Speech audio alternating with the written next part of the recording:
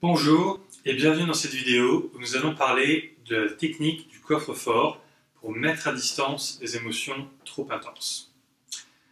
Dans votre pratique de l'EFT, vous allez souvent obtenir des résultats assez rapides sur différents types d'émotions et de sensations négatives, telles que le manque, la peur, la tristesse et ainsi de suite, à partir du moment où vous avez fait un ciblage et vous avez appliqué les techniques qu'on a vues jusqu'ici.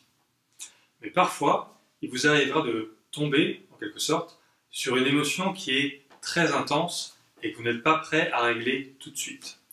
Dans ces cas-là, ça peut être utile de savoir que vous pouvez mettre à distance une émotion et vous en dissocier, vous en détacher d'une manière rapide, d'une manière qui vous permet de vous sentir en sécurité. Éventuellement, vous pourrez ensuite continuer à retravailler sur cette émotion plus tard, quand ce sera un meilleur moment, de meilleures circonstances pour vous. Cette technique part du principe que nous avons la capacité de moduler notre vécu psychique, notre vécu psychologique, ce qui se passe en nous, avec notre attention et notre imagination. Quand on a travaillé sur le ciblage, on a travaillé sur le fait que quand on vit une émotion, on la vit à un endroit particulier. Et c'est une sensation particulière. Par exemple, si vous avez une anxiété, ça peut être une boule dans le ventre, ou une boule dans la gorge, ou une tension à l'estomac par exemple. Ces différents éléments, c'est ce qu'on appelle en PNL des sous-modalités, c'est-à-dire des caractéristiques visuelles ou sensitives d'une émotion. Si vous ressentez une boule dans le ventre, par exemple, eh bien, ça a la forme d'une boule. Ça peut être une certaine texture, ou peut-être que vous pouvez imaginer que cette émotion est comme un objet. À partir du moment où vous allez transformer cette émotion en objet, vous pouvez le manipuler et le transformer. Par exemple, si c'était une boule, pourquoi pas l'aplatir? C'est un exercice d'imagination. Mais l'imagination est un support pour notre intention. Et si vous avez l'intention de revenir au calme et de vous détacher d'une émotion négative, alors vous pouvez le faire. Dans cette technique aujourd'hui, on va appeler ça la technique du coffre-fort, une technique classique qu'on apprend en EFT, et qui consiste à se détacher, à se dissocier, à se distancier d'une émotion négative.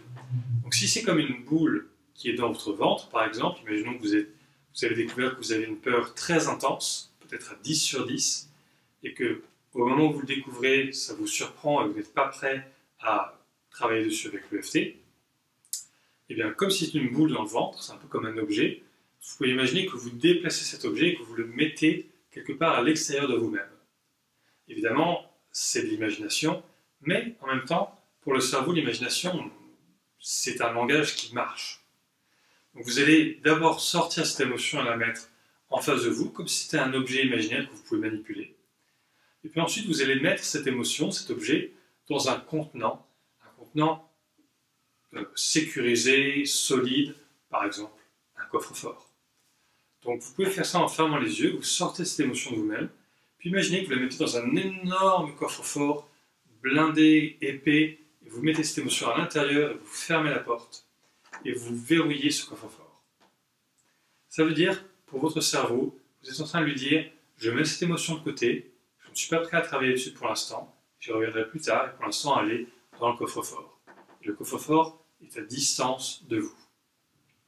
Vous pouvez choisir autre chose qu'un coffre-fort. Vous pouvez imaginer que vous l'enterrez quelque part, que vous la mettez dans un vase, n'importe quoi, mais imaginez que vous la mettez dans un lieu où cette émotion est en sécurité.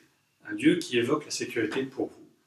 Et une fois que vous avez bien verrouillé les choses, imaginez que ce coffre-fort ou ce contenant, vous le mettez loin de vous. Comme si vous l'envoyiez dans une pièce chez votre voisin, par exemple, ou à l'autre bout de la ville.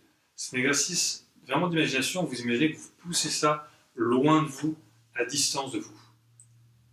En faisant ça, vous allez, en quelque sorte, dire à votre système nerveux, mets ça dans un coin, mets ça dans un tiroir, pour que je me sente en sécurité maintenant, et que je n'ai pas à gérer ça maintenant. Et vous pourrez y revenir plus tard, parce que vous avez identifié cette situation, vous avez identifié cette émotion. Donc plus tard, un autre jour par exemple, vous pouvez vous dire, ok, je suis prêt à me libérer de cette émotion, même si ça va être difficile, je le sais, mais je suis prêt. Et donc, à ce moment-là, vous vous souvenez de ce coffre-fort ou de ce contenant, vous vous souvenez de cette émotion, et vous allez voir qu'elle réapparaît dans votre corps. Et à ce moment-là, vous commencez à faire la ronde de EFT. Et vous tapotez en disant j'accepte de ressentir ce ressenti, cette expérience. Je l'accepte. Et vous continuez à tapoter sur tous les points. Vous continuez à faire toute la technique. Et progressivement, ça va baisser. D'accord? Donc, vous pouvez pratiquer cette technique même sur des émotions qui ne sont pas très intenses, pour vous entraîner par exemple, et choisir dans votre imagination ce qui vous plaît le plus. Est-ce que c'est un coffre-fort ou est-ce que c'est un coffre de pirate? N'importe quel objet qui peut contenir quelque chose et le mettre en sécurité. Donc, entraînez-vous à faire ça et vraiment laissez votre imagination courir, laissez ce qui vous plaît le plus comme image, comme évocation, vous venir à l'esprit, c'est ce qui fonctionnera le mieux pour vous. Donc bonne pratique, et comme ça vous savez que vous avez cette technique sous la main. Si jamais vous rencontrez une émotion forte, vous pouvez la mettre à distance pour pouvoir retrouver votre sécurité intérieure.